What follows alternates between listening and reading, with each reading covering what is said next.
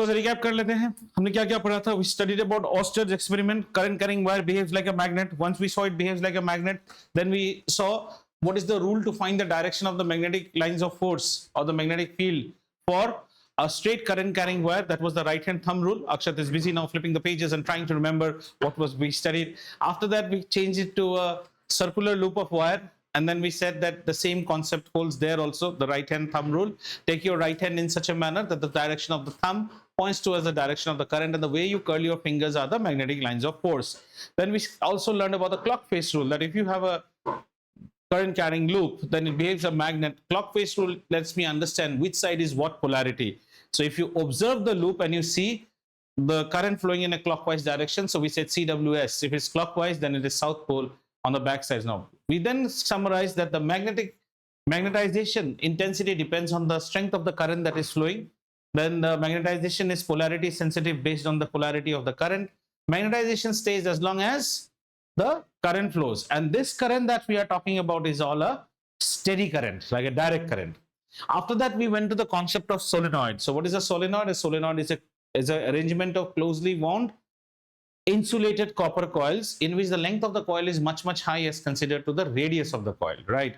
So in a solenoid, if we observe from one side and we connect it to a steady flow of current, we will observe that the current is either going in a clockwise direction or it is going in an anti-clockwise direction. We again put the same clockwise rule, so we are getting south pole and north pole, and then we put what is called a soft iron core. We put a soft iron core, and the soft iron core helps to intensify the magnetization as well as lose the magnetization when the circuit is switched off. This is now analogous to a bar magnet. Have you understood? And that arrangement is called a permanent magnet, sorry, an electromagnet.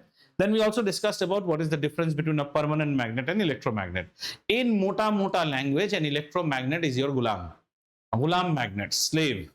I can magnetize it, I can demagnetize it, I can intensify the magnetization, I can swap the poles, which I cannot do in permanent magnet. Have we understood? Today, most probably we should be able to finish almost the magnetization part. I want to spend some time on the domestic circuit, not from the book side, but for the safety perspective. Okay, so let's now understand. By far, what do we know? You have an electromagnet. अब तक आपके हाथ में electromagnet आ चुका है, मतलब आप एक magnet बना सकते हो. तो मैं कुछ ऐसा लिखता हूं that suppose I have a current carrying wire. Okay, current carrying wire. और ये करंट कैसा है बेटा? स्टेडी करंट है, तो it's a current carrying wire. तो ये करंट कैरिंग वायर जैसे ही मैंने लिखा, आपके मन में आप क्या देखोगे इसको? You will read this as a magnet. Current carrying wire is a magnet. ठीक है, करंट कैरिंग वायर. अब जरा वर्ड्स को देखो. Placed in an external magnetic field. अब पहले चीज को समझिए, बहुत ही इजी है, समझने की कोशिश है. एक करंट कैरिंग वायर है which is itself a magnet, so it has its own magnetic field. This current carrying wire, again I'm saying, I'm not using the word magnet, but for you it's a magnet, is placed in another magnetic field. Okay, and that magnetic field is external, and this is being created by, say, an external magnet. And this external magnet can be of either types. I can have either a permanent magnet or I can have an electromagnet. जरा समझने की कोशिश करो. अब इसको उल्टा side से देखते हैं. We have an external magnet. मेरे पास एक मैग्नेट का टुकड़ा है. It can be an electromagnet or it can be a permanent magnet. So does it have a magnetic field around it? Yes. इसके पास मैं एक करंट कैरिंग वायर ले आया. करंट कैरिंग वायर खुद भी एक मैग्नेट है. Don't you think there should be an interaction between these two? क्या इंटरेक्शन होगा? या तो आपको कैसे पता? अट्रैक्शन, रिपल्शन भी हो सकता है. सो यू हैव कॉट, आपने पकड़ लिया है, या तो अट्रैक्शन होगा या रिपल्शन होगा. क्या ये दोनों को हम किसी फिजिक्स के टर्म से क्वांटिफाई कर सकते हैं? फोर्स. सो जो चीज हम अभी पढ़ने वाले हैं वो चीज है फोर्स ऑन अ, अगर मैं पहले लिख देता तो आपको समझ में नहीं आता. Force on a current carrying wire placed in an external magnetic field.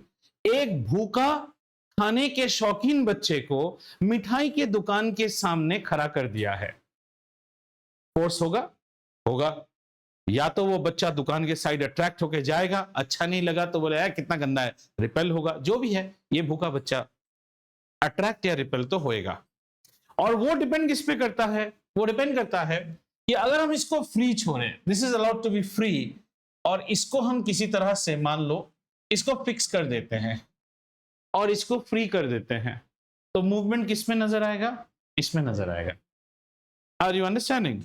Even in that case, say suppose if I had a small pin and a big magnet, you fix the pin so strongly, you will see the magnet moving. It depends upon how strong it is being pulled. Generally, we will always see that the one who is left free, he will actually move towards the fixed magnet. So what is our understanding? We're going to study now, does a current carrying wire sense any force? क्योंकि अगर current carrying wire magnet बनता है तो magnet को और एक magnet के सामने लाने से उस मैग्नेट में कुछ तो हरकत होना चाहिए, एंड दैट कुछ ना कुछ हरकत is known as a force. या तो वो अट्रैक्ट होगा या तो वो रिपेल होगा। इसको जानने के लिए एक सेटअप बना के आइए एक आराम से स्टडी देखते हैं। Have you all understood guys who are online what I tried to say? Because if you have not understood we can go ahead, so don't hide anything. कुछ समझ में नहीं आया तो पूछना। We are trying to study what is the force on a current carrying wire when it is placed in an external magnetic field. A current carrying wire itself is a magnet. अगर आप अपनी भाषा में समझना चाहे तो ये तो ये है वो हमारी सीक्रेट वाली भाषा। तो this is in our secret language, it is nothing but this portion is a magnet and this magnet is placed in, this is a, if we call this as magnet 1, is placed in the vicinity of magnet 2। तो क्या हो जाएगा इन दोनों के बीच में? एक तरह का या तो अट्रैक्शन हो सकता है या रिपल्शन, एक फोर्स तो पैदा होगा। इसी की स्टडी हम करने वाले हैं। आई बात समझ में? आइए चलिए। तो सेटअप कुछ ऐसा है कि हमने एक ऐसा स्टैंड ले लिया है, वाह एक लाइन पे सीधा आ गया, गजब, ठीक है। एक ऐसा स्टैंड ले लिया है, something like a tripod stand that we have, ऐसे फिक्स कर दिया है, ठीक है। और यहाँ पे हमने एक सॉसपेन, एक flat paste saucepan, but soup खाए हो ना रेस्टोरेंट्स में, फ्लैट प्लेट वाला जो सूप रहता है ना, वैसा एक फ्लैट प्लेट, मतलब सैनिक का उल्टा टोपी टाइप एक ऐसा कैन ले लिया, ज्यादा बड़ा हो गया, थोड़ा सा ऐसा करके एक कटोरा ले लिया है, अच्छा नहीं बना है, ऐसा समझ में आया?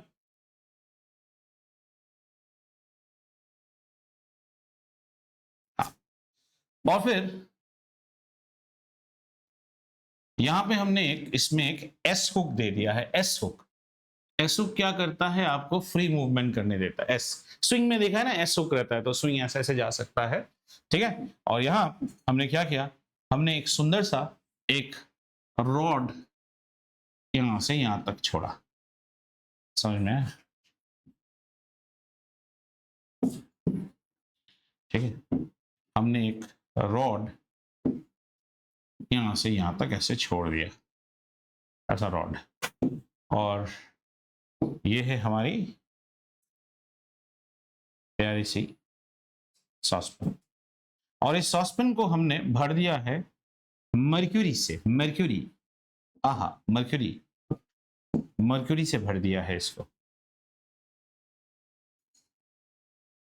ठीक है, मर्क्यूरी से भर दिया इसको, राइट, फाइन। इसके बाद कुछ एक्सटर्नल वायरिंग्स करेंगे हम लोग। तो वायरिंग्स को मैं दिखा रहा हूं ग्रीन कलर से। तो एक्सटर्नल वायरिंग हमारी कुछ ऐसी है कि इस डंडे को हमने कनेक्ट किया और फिर इस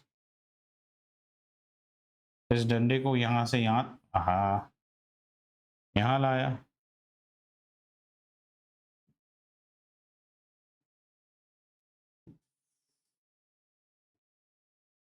ठीक है।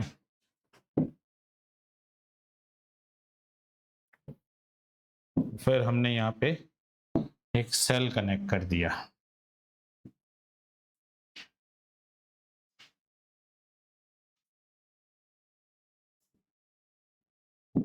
और टाइम दीजिए, बनाने में टाइम तो लगता है, टाइम की बात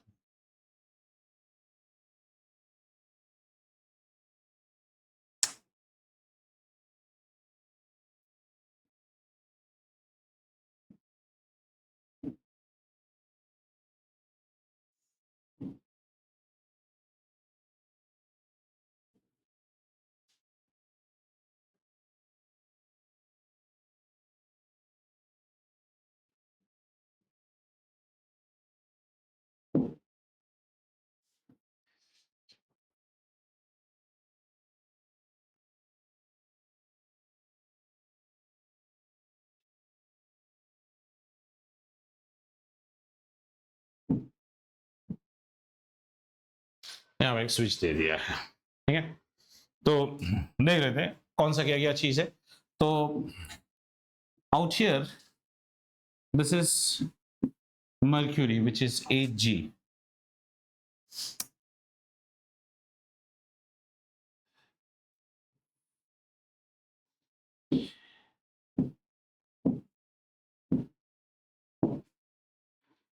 This is mercury. और बाकी सब तो आपको समझ में आया है। और ये वाला जो पॉइंट है ना, ये फ्रीली सस्पेंडेड है। दिस इज से फ्रीली सस्पेंडेड, मतलब ये यहाँ पे ऐसे लटको मटको कर सकता है, ऐसे यहाँ पे फ्री सस्पेंशन है, यहाँ पे इस तरह से फ्री सस्पेंशन है इसको, ठीक है। अब बाहर से क्या करते हैं, तो ये now try to understand what we are studying, force on a current carrying wire. जैसे मैं इसको स्विच ऑन करूंगा, this circuit is getting completed via mercury, so this becomes current carrying wire. Have you understood? Did you understand? If I switch it on, the current will be starting to flow. Current कैसे flow करेगा? Current will come on this direction, sorry, this direction, this direction. The current will go here, here, and then it comes on the rod, gets connected through mercury, and again starts flowing in this direction. So my current carrying wire is created, and this is a fixed setup. And then I now need to have an external magnetic field. So let's create one external magnetic field. For that, what we are doing is we are placing, say, a large horseshoe magnet in its vicinity. ऐसे एक horseshoe magnet को हमने इसके vicinity में रख दिया है. This is our horseshoe magnet which is kept on the side. So the setup is something like this. और यहाँ पे एक horseshoe magnet रख दिया है. ठीक है? तो ये क्या बन गया मेरा? ये बन गया मेरा external magnetic field. Have all of you been able to understand how the thing is going? Kyusha, any doubt? Okay. Now see the beauty. As soon as you turn it on, it becomes a magnet. As soon as it becomes a magnet, it senses this magnet is always there, but this magnet's influence is not there on this red wire if this switch is turned off. But if you turn it on, this magnet will create an influence on this particular, what you call this, the red wire.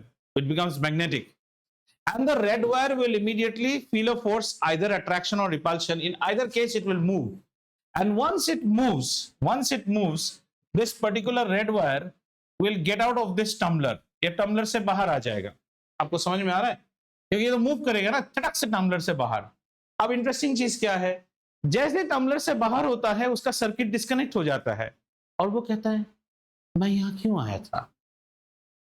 तो inertia से वो वापस जाके कहां गिर जाता है, फिर से टम्बलर में टम्बलर पे गिरता है, मैं तो मैग्नेट हूं, वो फिर बाहर जाता है और ये चीज ऑक्सिलेट करना शुरू कर देता है, टक टक टक टक टक टक टक टक टक टक टक टक, it's just goes on doing it. Have you understood? This is a very nice experiment.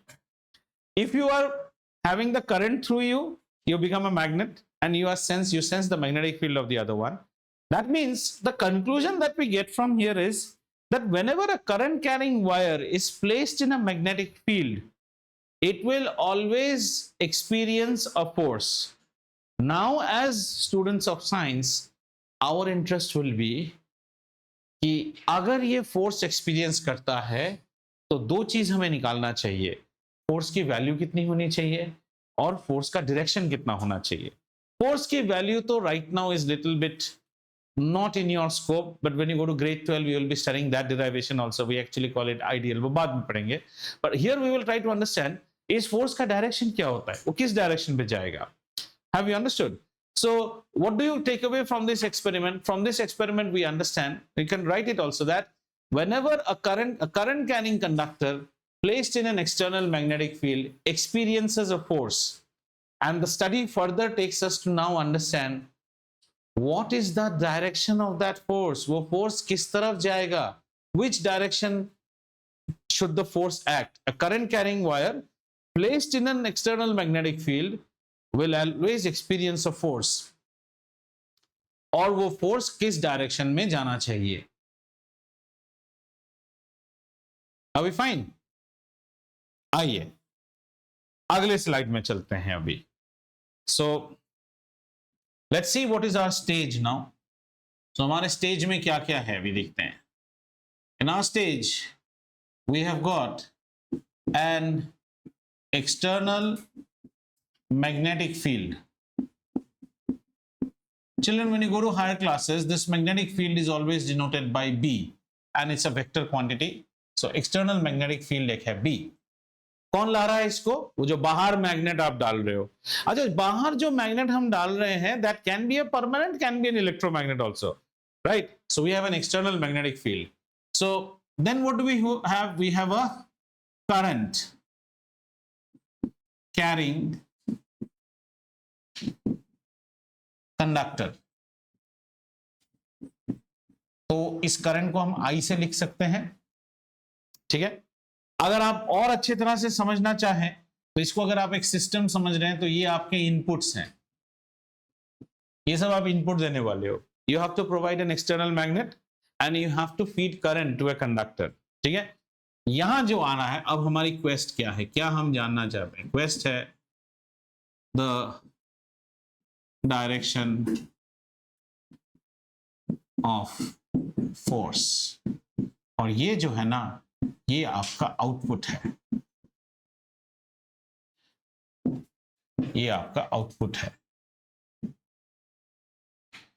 Force को हम एफ से लिख लें. अब हमारे सब कुछ हो जा रही है. और यहां से थोड़ा क्लमजी होगा initially, may be for online children थोड़ा ज्यादा क्लमजी होगा. ठीक है, लेकिन हो जाएगा, कोई टेंशन नहीं है. तो इस फोर्स को जानने के लिए यहां पे आता है what is known as the first rule of Fleming, which is known as the Fleming's left hand rule. Fleming's left hand rule. अब लेफ्ट हैंड रूल को पढ़ने के लिए सबसे पहले राइट हैंड मत निकालना, पूरा गड़बड़ हो जाएगा. Because Fleming also has a right hand rule. The right hand rule is not there in your CBSE syllabus, is there in Cambridge, but in CBSE before Covid it was there. हम right hand भी देखेंगे थोड़ा सा. एक ही चीज है, लेकिन आप गड़बड़ कर लोगे. Fleming's left hand rule. तो लेफ्ट हैंड में हम 3 फिंगर्स यहां पे लेंगे. Finger 1, finger 2, finger 3. ठीक है. फिंगर 1 हमारा होगा थंब, फिंगर 2 हमारा होगा इंडेक्स, और फिंगर 3 हमारा होगा मिडिल फिंगर. मिडिल फिंगर समझ में आया? तो हम लेफ्ट हैंड लेंगे. अन्य आप राइट हैंड से काम कर रहे हो, लेफ्ट लेफ्ट लेफ्ट. हाँ, वही गलत ही करते हैं सारे बच्चे. राइट हैंड जैसे ही ले लोगे आपको गड़बड़ हो जाएगा. तो हम 3 फिंगर्स पे काम करेंगे. लेफ्ट हैंड का थंब, मत लिखो. तुमको कल का बच्चे का किस्सा सुनाने के बाद भी दहशत नहीं हो रहा है? नहीं, डाउट नहीं. डाउट पूछना अलग बात है, हमको खुजलाना अलग बात है. और जब हमको खुजलाते हैं ना, हम फंगस छोड़ देते हैं दूसरे के ऊपर. कल के बच्चे का कांड रिकॉर्डेड भी है, देखना चाहते हो क्या? अच्छा, भेजूं? ठीक है, आपके घर में बताता हूं आज. ठीक है. तो एक लेफ्ट हैंड में हमारे पास थंब होगा, एक इंडेक्स होगा, और हमारे पास मिडिल. बाकी किसी से कुछ लेना देना नहीं है. ठीक है. और इनको याद रखने के लिए, क्योंकि आपको अंग्रेजी चीजें बहुत पसंद है, तो आप FBI से याद रखिए. FBI, FBI, FBI. समझ में आया? FBI, FBI याद रखना इजी है ना. F माने फोर्स, B मतलब मैग्नेटिक फील्ड, I मतलब करंट. इसीलिए तो यहाँ पे FBI लिखा था ना. कोई रीजन तो था ये सब लिखने का. ठीक है. अब सीखते हैं इस रूल को. लिखेंगे बाद में, पहले समझते हैं. Take your 3 fingers and arrange them in such an order that they are mutually perpendicular to each other. इतना कुछ हार्ड नहीं है. As you make kids get afraid with your right hand making this as pistol, उसी तरह left hand से एक pistol बना लीजिए. Simple. There, so that if you now observe, the beautiful thing is this is in perpendicular with this is perpendicular with this, as well as this one is perpendicular. So you have created an XYZ coordinate. Are we fine? इतना समझ में आया? ठीक है. और इसमें हमेशा याद रखिए, the inputs are always on these 2 fingers. Thumb will always give you output, because इस पूरे प्रोसेस में हमें फोर्स ही आउटपुट है. तो थंब आपको रास्ता दिखाएगा. ठीक है. तो नेक्स्ट स्लाइड में लिखते हैं कि किसमें इसमें होता क्या है. ठीक है. Now arrange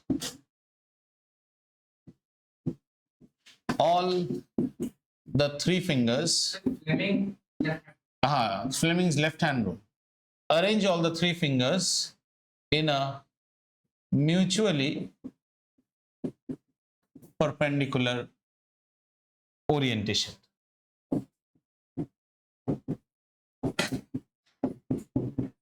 In a mutually perpendicular orientation. ठीक है, इसमें हमें क्या मिला?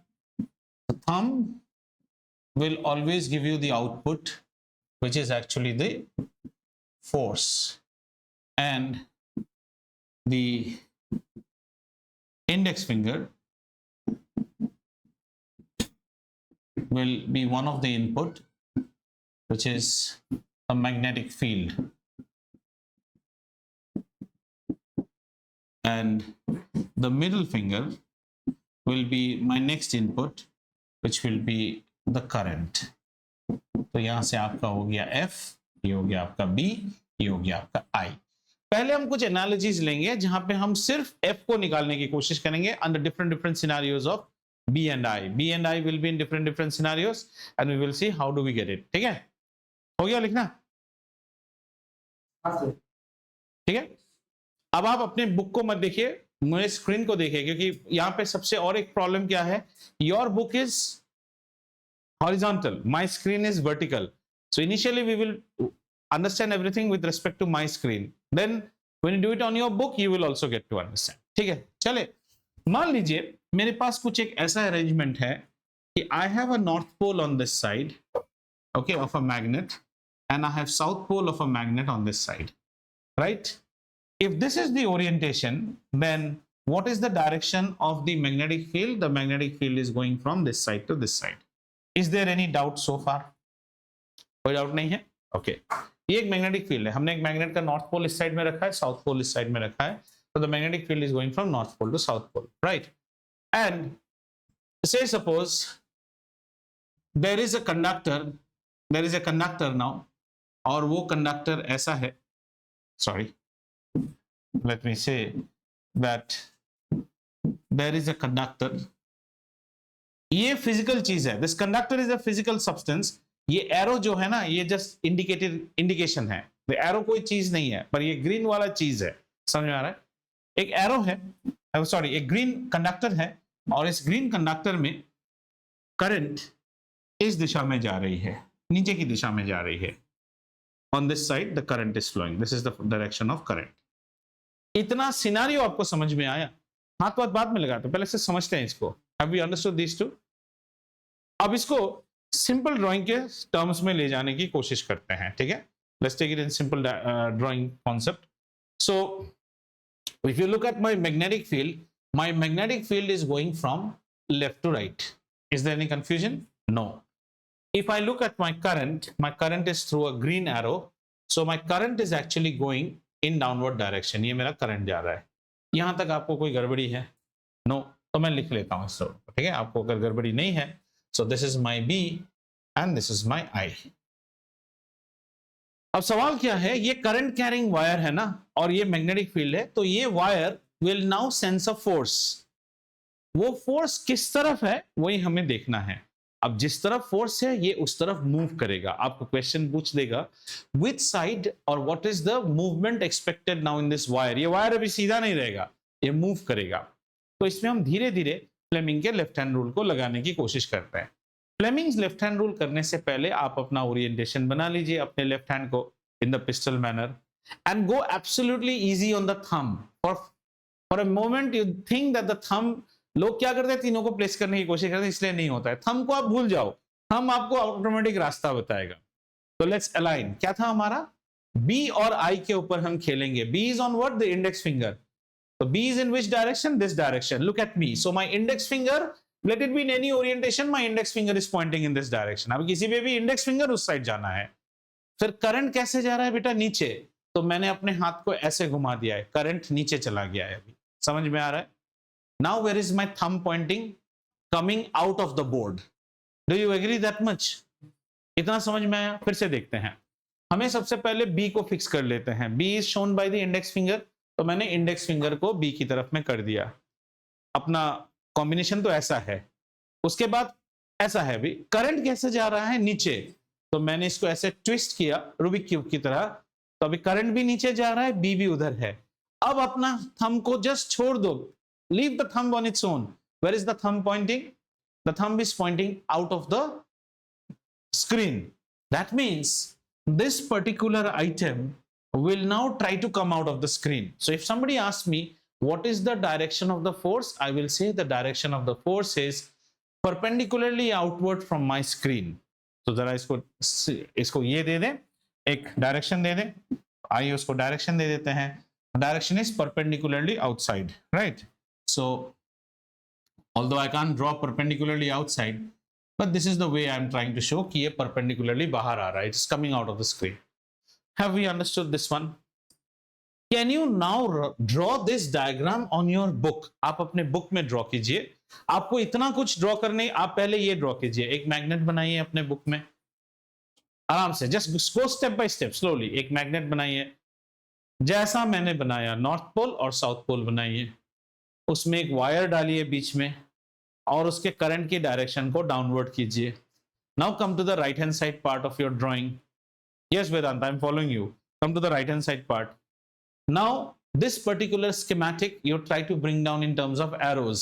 So draw one arrow to the right which is representing your magnetic field. Draw one arrow perpendicularly down which is representing your current. And now leave your scale and pen. ये हो गया, ये दोनों ड्रॉ हो गया। अब scale और pen छोड़ दीजिए, सब लोग उतना तक कर लीजिए और फिर स्केल और पेन छोड़ दीजिए। अब आप मेरे बोर्ड को नहीं देखोगे क्योंकि सब गड़बड़ हो जाएगा। अब आप अपनी कॉपी में देखिए और सबसे पहले अपने फिंगर को इसको अलाइन करने की कोशिश कीजिए। सबसे पहले ट्राई टू अलाइन योर, ठीक है रुद्र, एकदम ठीक आया है। आपका थंब किधर दिखा रहा है अभी? ऊपर। So that is showing perpendicularly upwards from the plane of the paper. इसको आप कैसे लिखोगे? The direction of the force is perpendicularly outwards from the plane of the paper. Paper के जो plane है, how many of you got it outwards?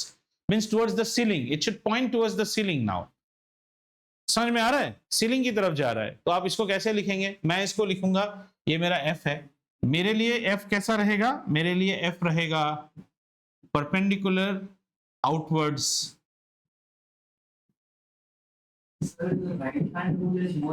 to the screen. Right hand rule आपके syllabus में ही नहीं है तो आप क्यों उसको पे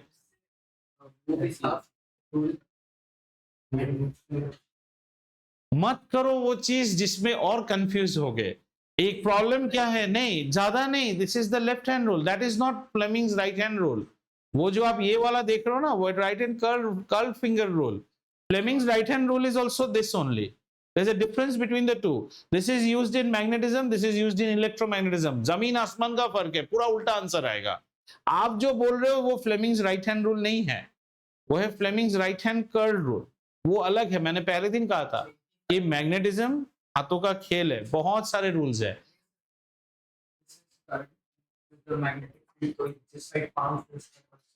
That is called the right hand curl or the palm rule. वो आपके सिलेबस में नहीं है, आप मत कीजिए उसको, आप फंस जाओगे। इसके आगे आप करना चाहते हो, इट इज योर रिस्पॉन्सिबिलिटी। ठीक है, इतना समझ में आया? अब इसके साथ एक और गेम खेलते हैं। आइए, गेम कुछ अभी ऐसा है कि हमारा जो ये करंट का डायरेक्शन है ना, इसको हम रिवर्स करने की कोशिश करते हैं। Come, let's reverse this direction of the current. Now let's say the current is moving upwards. अब आप कुछ नहीं करोगे, आप सिर्फ मेरे बोर्ड को देखिए। तो फिर से हम हमारे ड्राइंग्स बनाते हैं। मैग्नेटिक फील्ड किस साइड में है इस बार? राइट हैंड साइड में है। और इस yes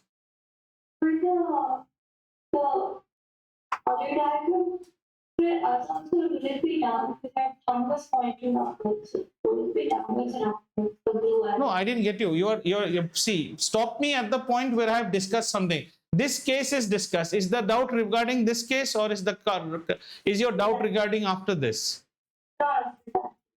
In this case, what is the doubt? Tell me. Where the thumb is showing upwards. So thumb is showing upwards. You're right. Perpendicularly upwards.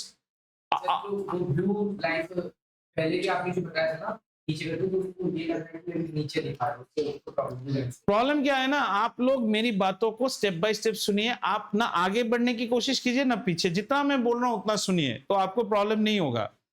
मैंने ये चीज मेरे स्क्रीन से दिखाया, मेरे स्क्रीन पे किस तरह फोर्स दिखा रहा है ये, तो और अगर इतना आप नहीं लिख पा रहे हो then there is some thought process error. What is this direction called? Perpendicularly outwards from the screen. आपको कैसा आया था?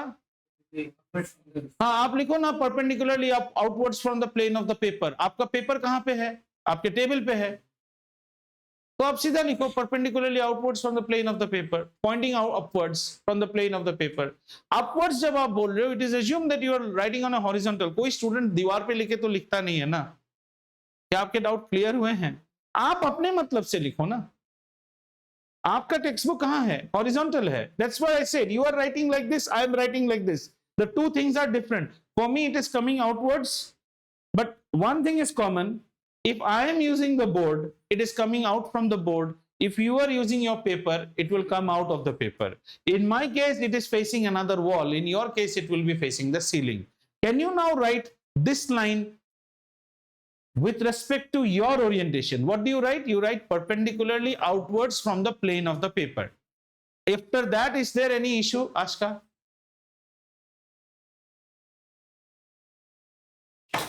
Yes, sir. अब मैं उसमें जा सकता हूं। अब लेकिन उसमें जाने से इसका सवाल कुछ मत करना। अगर और कुछ पूछना है यहीं पे पूछ लो, क्योंकि कंफ्यूज हो जाओगे। Anyone has any doubt here?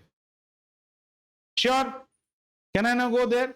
Okay, we have now changed our direction of current and we are putting the current in the upward direction.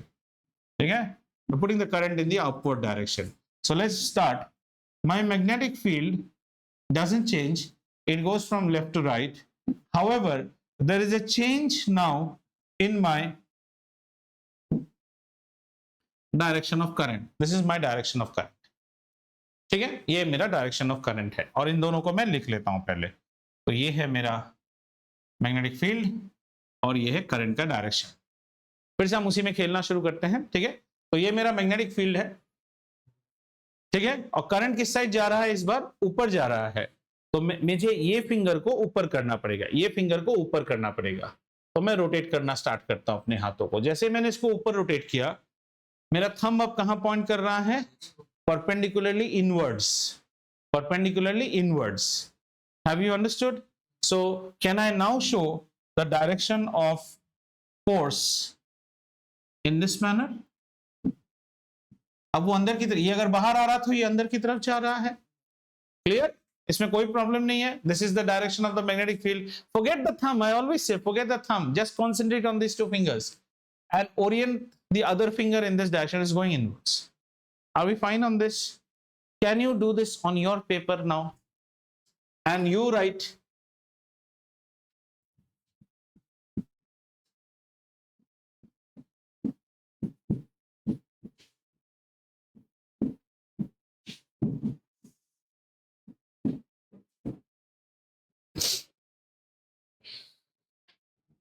ये दो बड़े सिंपल सिंपल चीज हुए हैं, इसके आगे और बहुत कॉम्प्लिकेटेड होगा। सर मैं मैग्नेटिक फील्ड साइड साउथ के नॉर्थ के Magnetic field is always from north to south. How does the magnetic field lines originate? Externally, north to south. आपने, इसलिए बोलता हूं पुराना क्लास पढ़ के आइए या कुछ दिनों से वीडियो देख के आइए।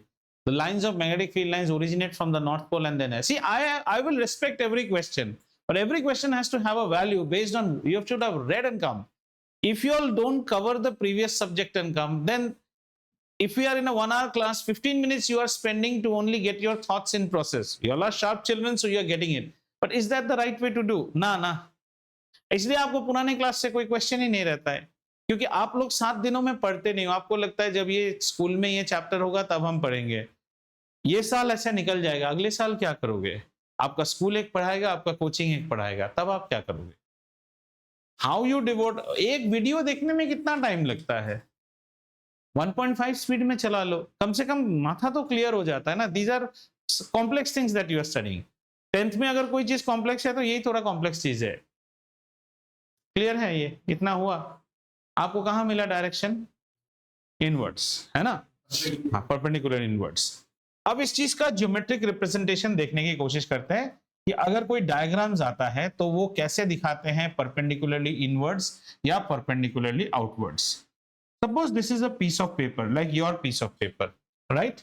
And we want to show something that the magnetic field is now perpendicularly inwards and perpendicularly upwards. Inwards या upwards दिखाने के लिए the geometric convention that we follow is always the quantity is shown like an arrow. Quantity को कैसे दिखाते हैं बेटा? एक arrow की तरह दिखाते हैं. इसको वो आर्मी के शेल की तरह समझ लो. शेल जो रॉकेट लॉन्चर में शेल फायरिंग होता है, शेल है. अगर ये चीज इनवर्ड्स जा रहा है तो आपका तीर यहां से घुस चुका होगा. आपको क्या दिखेगा? सिर्फ तीर का पीछे वाला पार्ट दिखेगा. तो उसको हम ऐसे दिखाते हैं. मतलब the quantity has gone inside and you are just watching the tail of that rocket launcher shell. Have you understood? This is so in some diagrams they will show the force in this manner.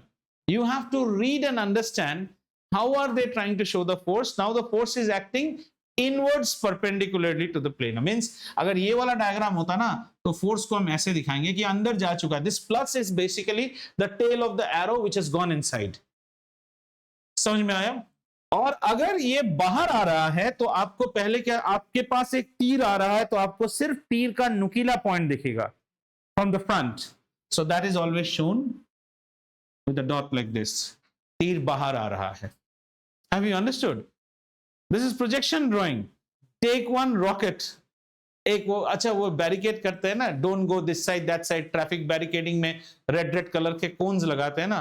वो कोन को उठा लो, कोन को तुम्हारी मुंह के तरफ दिखाऊंगा तो तुम्हें क्या दिखेगा? पॉइंट ही दिखेगा ना. तो ये पॉइंट है. और कोन के पिछवाड़े में एक क्रॉस बना दो तो कोन जैसे ही अंदर में चला गया तो क्या दिखोगे? क्रॉस दिखेगा. तो ये वाले सिंबल में हम ऐसे, ये आपको ऐसे भी दिखाएगा, सॉरी ये आपको ऐसे दिखाएगा कि magnetic field is coming out of this shows. So in this particular diagram, just look here, force is outside. तो ये आपको force इस साइड दिखा रहा है, that the force is coming outside. तो आपको हर जगह में ऐसे ऐसे दिखाएगा. अच्छा, ये डायरेक्शन सिर्फ फोर्स के लिए यूज नहीं होता है. कॉम्प्लेक्स जैसे आप अगर कैम्ब्रिज के प्रॉब्लम्स करेंगे ना तो वो आपको ऐसे मैग्नेट बना के नहीं देगा. वो आपको बोलेगा the magnetic field orientation is shown in the paper. So in paper they will put plus और dot. So you have to understand that plus और dot is representing the magnetic field. So if you see plus plus plus for magnetic field, that means magnetic field is right now in which direction? The magnetic field is in the direction of inside the screen. चलिए उसको करने की कोशिश करते हैं. एक और direction करते हैं. Right now our magnet is in such a manner, so right, let's try to see this orientation now. Okay, this is my screens area. In my screens area this time they are not telling me what is the direction of magnetic field, rather they are specifying the direction of magnetic field in this manner. They are specifying the magnetic field in this manner. Oh yeah, वो magnetic field को ऐसे दिखा रहे हैं.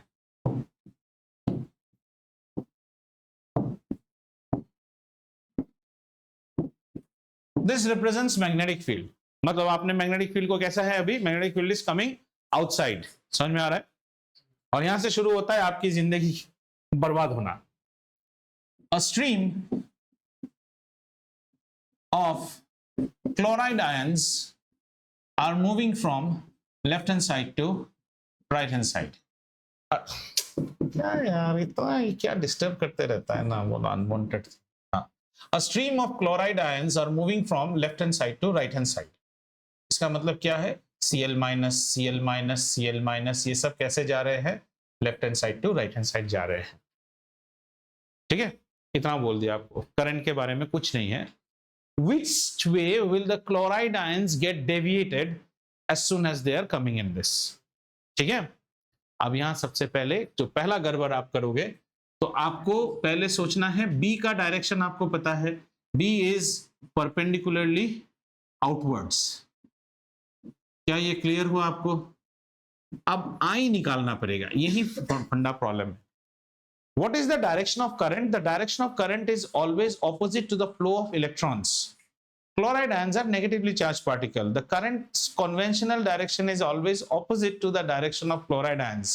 यानी कि हमारा current इस साइड नहीं जा रहा है, हमारा करंट इस साइड जा रहा है. ठीक है. ये चीज, ये आपको ठगेगा वो लोग। क्लियर हो रहे हैं? इस तरह की कुछ चीजें देख लेते हैं। अगर आपको इलेक्ट्रॉन बोला तो नेगेटिव, हायर कुछ एग्जाम्स देने जाओगे 100% जाओगे 10 के बाद, बीटा पार्टिकल बोलेगा आपको। Beta particle is a radioactive particle and beta particle is a negatively charge electron, ये भी नेगेटिव है। ये 3 नेगेटिव, और बाकी आपको कुछ सल्फेट आयंस वायंस बोला तो सब नेगेटिव होते हैं। अच्छा, पॉजिटिव में क्या क्या चीज आता है?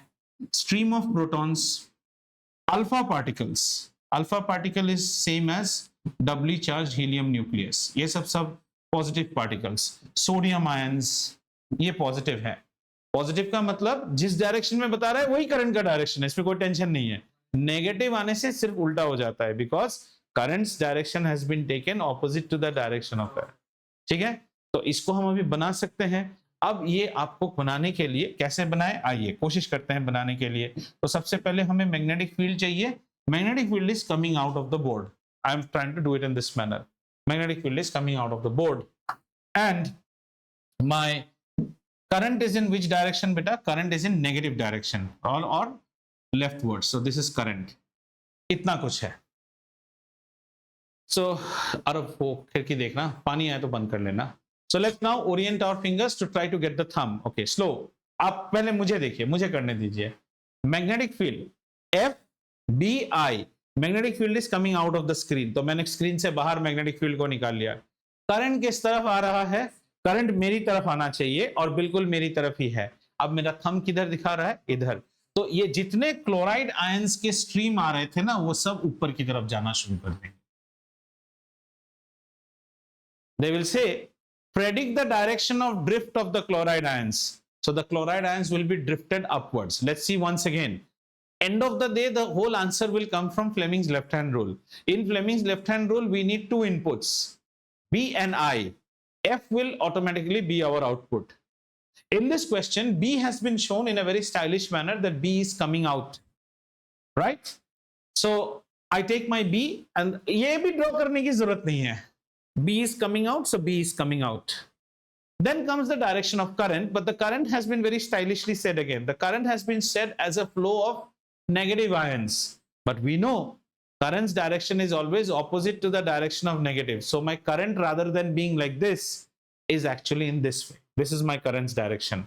have I aligned them properly? yes। now just leave the thumb in a mutually perpendicular। किधर जा रहा है thumb? ऊपर की तरफ जा रहा है, तो मेरा सारा क्लोराइड आयंस जो आ रहा था ना, वहीं ऊपर की तरफ जाना शुरू कर देगा।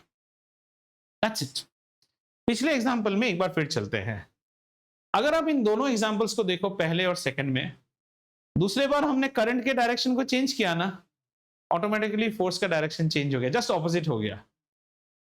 आप करंट को कांस्टेंट रख के इसको भी स्वैप कर सकते थे, तब भी चेंज होगा, क्योंकि वही तो इलेक्ट्रोमैग्नेटिज्म का बेसिक है। अगर आप करंट को बदलोगे तो फिर मैग्नेट की पोलैरिटी चेंज है। यहां एक्सटर्नल मैग्नेट को अगर आप स्वैप कर दोगे तो भी करंट नहीं, फोर्स एक्सपीरियंस स्वैप हो जाएगा। We will see that case also. Can you make this chloride case in your book paper and see whether you are able to do it और not? So have you understood ये chloride का case? ये diagram समझ में आया? और इसके बाद मैं चाहता हूं आप इसी क्लोराइड को इसके लिए भी निकालिए। Magnetic field is like this, means it is going into your paper. पहले इसको कीजिए। So draw one rectangle, you need not draw a rectangle, एक छोटा सा पोर्शन ले लीजिए और उस पोर्शन में आप सबसे पहले मैग्नेटिक फील्ड को दिखाइए through circle and dots. Circle and dots are showing you what? That the magnetic field is now going inside the paper, right? Chloride ions की एक स्ट्रीम बनाइए, लेफ्ट से राइट जा रही है क्लोराइड आयंस। क्लोराइड आयंस बनाओ, chloride बनाओ, fluoride बनाओ, कार्बोनेट बनाओ, सल्फेट बनाओ, तुम्हारी मर्जी, बस नेगेटिव होना चाहिए। इलेक्ट्रॉन बनाओ, बीटा पार्टिकल बनाओ, जो बनाओ, ठीक है? हाँ ठीक है, यथार्थ बिल्कुल। क्लोराइड आयंस बना दो, Cl minus, Cl minus, Cl minus. बन गए सबके क्लोराइड आयंस और मैग्नेटिक फील्ड वाला। अब अपनी पेन छोड़ दो और अपना लेफ्ट हैंड ले लो। Now take your left hand in such a manner, magnetic field is coming out of the paper. Magnetic field किससे दिखाते हैं हम? इंडेक्स फिंगर से दिखाते हैं। तो इंडेक्स फिंगर को तो सबसे पहले पॉइंट करा दो किसकी तरफ? आसमान की तरफ. Then you have to orient your middle finger. In what direction? Opposite नहीं. What direction? Right to left. Right to left orient कराइए. राइट टू लेफ्ट कोई मुश्किल नहीं है. उतना क्यों घूम रहा है, बड़ा इजी है. राइट टू लेफ्ट ऐसे घूम जाएगा. हाँ घुमाओ. हाँ घुमाओ. राइट से लेफ्ट हाथ थोड़ा घूमेगा. हुआ कि नहीं? अब आपका थंब किस तरफ दिखा रहा है? Perpendicularly parallel to the Kashmir की तरफ दिखा रहा है ना थंब. अगर उस सर्कल को, अगर उस रेक्टेंगल को मैप ऑफ इंडिया समझो तो कश्मीर की तरफ दिखा रहा है ना, तो फिर हो गया. परपेंडिकुलर नहीं है. अभी आप लिखोगे it will be drifted upwards. क्या parallel? Upwards. It will be drifted upwards.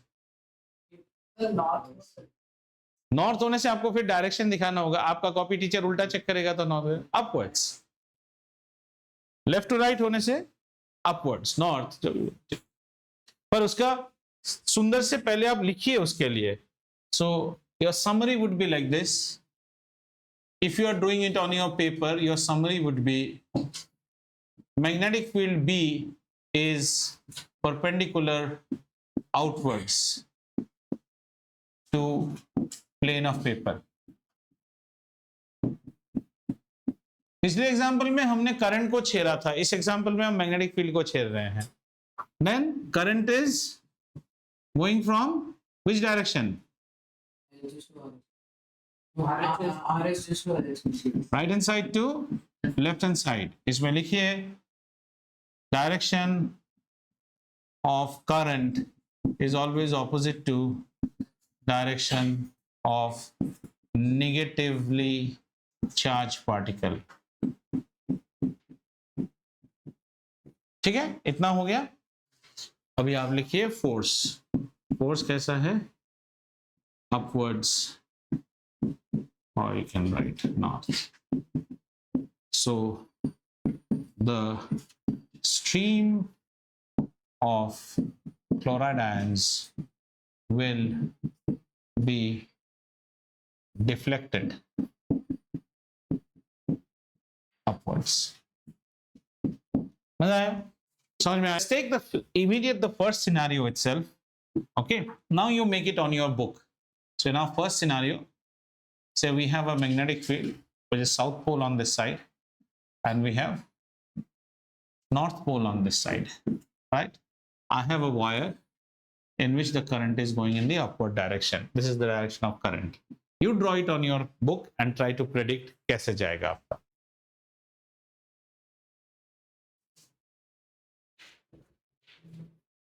On your book. If you are looking here, then answer in context to my screen. अगर आप अपने बुक में कर रहे हैं तो अपने बुक के कॉन्टेक्स्ट में आंसर कीजिए.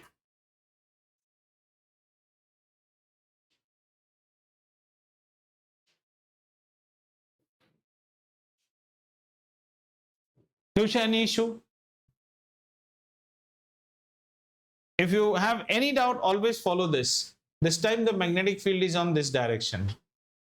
Rather, red was our direction. This time magnetic field is on this direction. Why? Because the north pole, south pole has been swapped. Whereas the current is on which direction? The current is on the upward direction. Current is on the upward direction. Take your left hand. हाँ बोलो दीपांशु. हमें सबसे पहले magnetic field को उस side करना है. हमने कर लिया मैग्नेटिक फील्ड उस साइड. करंट को कहाँ करना है बेटा? अप करना है. तो हमने करंट को अप कर दिया. Force is coming out of my screen. हाँ, force is coming out of my screen. बाहर आ रहा है. अब आप अपने कॉपी से देखिए. आपके कॉपी में टुवर्ड्स द सीलिंग होना चाहिए. आपके कॉपी में टुवर्ड्स द सीलिंग होगा. ठीक है, समझ में आ गया? अब इसमें करंट को स्वैप कर दीजिए. करंट को स्वैप कर दीजिए. करंट को डाउन. अब और करने की जरूरत नहीं. अब खेलो ना उसके साथ, तो ये नीचे जाएगा. अब समझ में आ रहा है? जैसे करंट का डायरेक्शन. तो यहां से एक और बात करते हैं. Something more interesting. So what do we get? अब ये देखो, वो प्रैक्टिस आपका होते रहेगा. सो हमें एक फोर्स मिल चुका है. ये फोर्स मिलने के लिए दो एक्टर्स चाहिए. क्या चाहिए? ये फोर्स मिलने के लिए एक करंट कैरिंग वायर चाहिए, एक एक्सटर्नल मैग्नेटिक फील्ड चाहिए. तो एक फोर्स मिल जाता है. और अब हमने इस फोर्स की डायरेक्शन को भी देख लिया है. We can find out its direction. All these things are ready with us. How does it help me? तो जरा सोचो, अब इंसान की भूख कहां चली जाती है, देखो। मान लीजिए ये एक छोटा सा बार है, ठीक है, एक बार है मेरे पास, लकड़ी का टुकड़ा समझ लीजिए, और मैं उस पर एक फोर्स ऐसे अप्लाई करता हूं, मैं उसमें एक फोर्स अप्लाई करता हूं, और कंडीशन क्या है, कंडीशन ये है कि मैं इस लकड़ी के टुकड़े को पिवट कर देता हूं, मैंने इसको पिवट कर दिया, पिवट मतलब समझो ना, स्क्रू डाल दिया यहाँ पे, और यहाँ पे फोर्स अप्लाई कर रहा हूं, यहाँ पे स्क्रू डाल के अगर यहाँ पे फोर्स अप्लाई कर रहा हूं, what is the change you expect in this लकड़ी, ये घूमना स्टार्ट करेगा। यानी कि यहां से हम एक चीज जन्म दे सकते हैं, हम एक टॉर्क पैदा कर सकते हैं। जब आपके पास में फोर्स है और आपके पास में ये डिस्टेंस है, this is known as the moment arm, as we say, the moment arm. This is not at your course level, so torque is represented by a Greek word tau. So torque is a vector quantity which is r, cross product पढ़ा था ना 9th में, r cross f से tau। यानी कि अगर मैं force पैदा कर सकता हूं तो मैं उस फोर्स से टॉर्क भी पैदा कर सकता हूं। टॉर्क के लिए मुझे जस्ट एक अरेंजमेंट करना पड़ता है। Force is the force with which you pull the door, torque means hinge the door on one side. अब आपका डोर घूमना शुरू करता है, डोर को हमने हिंज कर दिया साइड में, ऐसे ले लो ना, ऐसे जैसे आपका डोर है, ये आपका डोर है, डोर को जैसे आप हिंज कर दोगे एक साइड में और यहाँ पे फोर्स अप्लाई करोगे, या तो इस साइड खींचोगे इस साइड, तो आपका डोर टर्न करेगा, इस तो इस साइड टर्न करेगा या इस साइड टर्न करेगा। Are you clear? This gives birth to a motor, जो आपके सिलेबस में पहले था, अभी हटा दिया गया। That's why I dislike and hate this syllabus. यहाँ पे आपका खत्म हो जाता है CBSE, Fleming's left hand rule, that's all. ये फ्लेमिंग्स लेफ्ट हैंड रूल से क्या होता है, इससे मोटर पैदा होता है। अब आप सोचो, सबने एक मोटर तो देखा होगा गाड़ी के टॉय पार्ट्स में, मोटर में आप क्या फीड करते हो, करंट, और मोटर के अंदर हमेशा मैग्नेट होता है।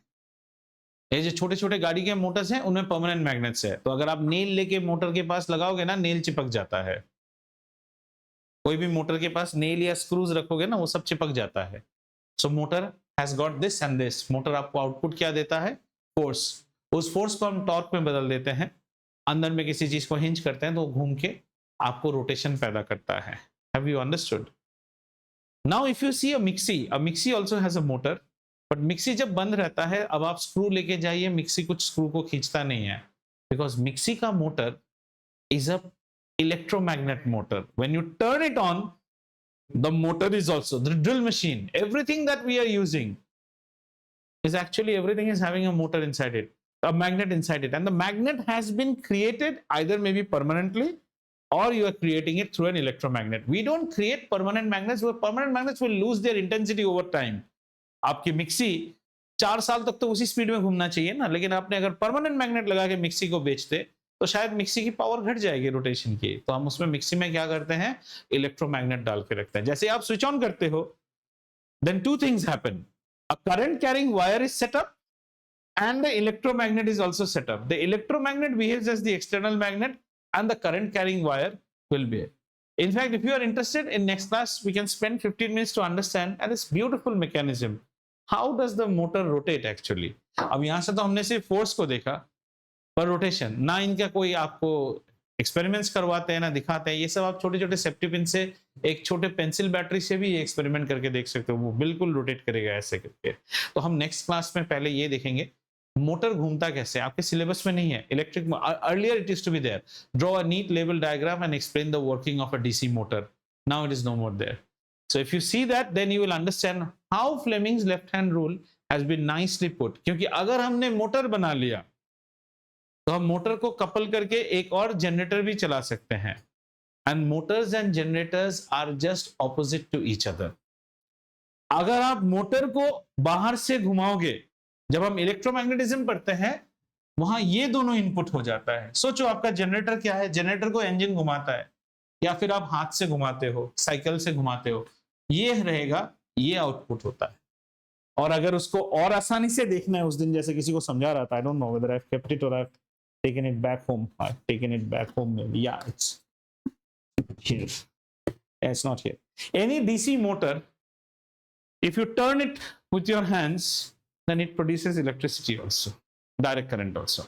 मोटर और जनरेटर जस्ट एक दूसरे के ऑपोजिट है. वो पार्ट आपके सिलेबस में नहीं है, वो हम इलेक्ट्रोमैग्नेटिज्म में पढ़ते हैं. वहां ये दोनों इनपुट हो जाता है, ये आउटपुट होता है. अब क्या है, अब ये दोनों इनपुट है, ये आउटपुट है. As per syllabus, we end at Fleming's left-hand rule. The next is domestic wiring and safety. That's completely disconnected with this. कोई कनेक्शन नहीं है.